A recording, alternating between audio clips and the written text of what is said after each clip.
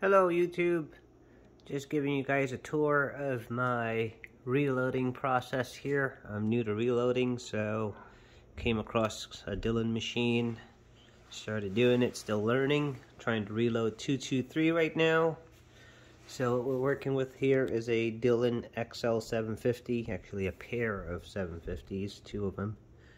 Okay, we want to have set up for processing brass, so we got the case feeder with the small rifle plate in there, all set up. I got 223s right here, mixed head stamps coming in. All have been wet and dry tumbled, probably excessive, but it looks pretty, and they're super clean. Then over here we have a mighty ARMORY 223 decapping die. It's called a flicker decapping popper or something similar to that name, but it works awesome. These decapping pins in here are super strong. I've been able to knock out some Verdun primers, 5.56 cases, military crimps. It knocks them right out. Nothing to worry about there. Then down here I have the SWAGE bar. I don't want to cycle the handle right now because I didn't take the brass out, but the SWAGE bar is pretty cool. Cleans out the pocket, the primer pockets really well. Then we have an RT 1500. Okay, this thing is a beast. It works so well. Stick the vacuum in there. Doesn't make a mess. Doesn't bird nest or anything. It's a pretty cool setup, man. All set up right now to cut down 2232. I'm running them at 750 thousandths, so 1 inch 750 thousandths. Then we're using a Lyman M die. It's an expander die. Okay, this thing's awesome for the bullet feeder, the Mr. Bullet feeder. The bullet drops right in and it stays well, it doesn't fall off. And then over here, got a discharge funnel. I forget where I bought that from, but it's super cool. Don't have to empty any bins anymore. I got this long tube, drops right into the bucket, and I thought it would have been with the serrations on the inside, it would have got stuck, but it's not that big of a deal. They just slide right down. And then just the add-ons, the roller handle. I put some foam tape on to get a better grip, softer. Feels really nice. Bullet tray, probably don't need it on this one. Probably keep a little screwdriver in there because sometimes they jam up in here. You just pop it around. Primer discharge tube. This thing is awesome. You don't have to empty the little bin anymore. Okay, there's so many people making this. I forgot where I got this one from, but they're super cheap. Hose. Stick the hose in a thing of hot water and you can shape it wherever you want it to go. And inline fabrication barricade. Okay, probably don't need it on this, but this was my bullet, my catch tray bin before. I just glued a magnet to it.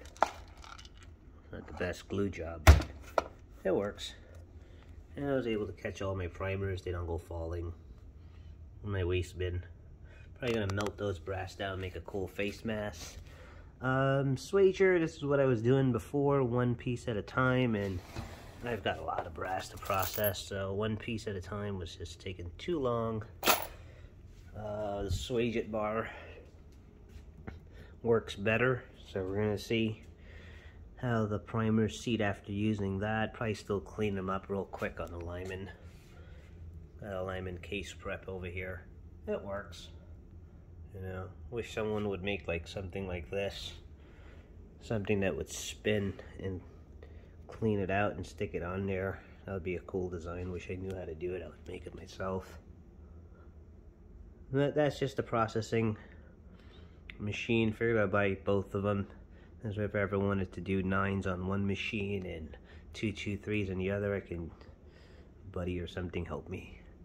But over here is the actual reloading setup. So right now I'm doing some Berry's 55 grain 224, 223 bullets, projectile CCI number 400, accurate 2460 powder. Never used that before. Overall length 2 inches, 260 thousandths. The bullet feeder set up and go. Every so often the bullets fall out right here. 2 or 3 of them. If anybody knows how to fix that, let me know, please. Little spring to guide the bullets into the bullet dropper down here. Don't really need the little spring from here to pull the bullet feeder back, the bullet dropper back down. It seems to work perfectly fine. Just another case feeder set up with 223. All the brass is in there.